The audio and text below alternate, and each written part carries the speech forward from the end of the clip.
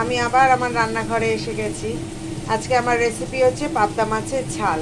তা প্রথমে পাবদা মাছগুলোকে ভালো করে ভেজে নিয়েছি। তারপর পেঁয়াজ কড়াইয়ের মধ্যে কালো জিরে শুকনো কাঁচা লঙ্কা ফোড়ন দিয়ে পেঁয়াজ, রসুন আর টমেটো ভালো করে ভাজা ভাজা করে নিচ্ছি।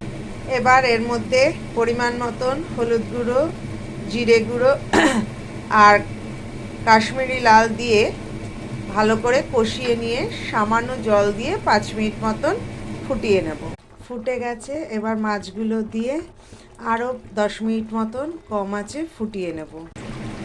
ধনেপাতা দিয়ে আমার পাবদা মাছের ঝাল রেডি। কেমন লাগছে সেটা জানিয়ে তোমরা কমেন্টস করো, লাইক করো, শেয়ার করো। সবার শেষে তোমরা চ্যানেলটা সাবস্ক্রাইব করতে ভুলো না। টাটা বন্ধুরা, আবার আমি কালকে আরেকটা রেসিপি নিয়ে হাজির হব। এখনের জন্য বিদায়।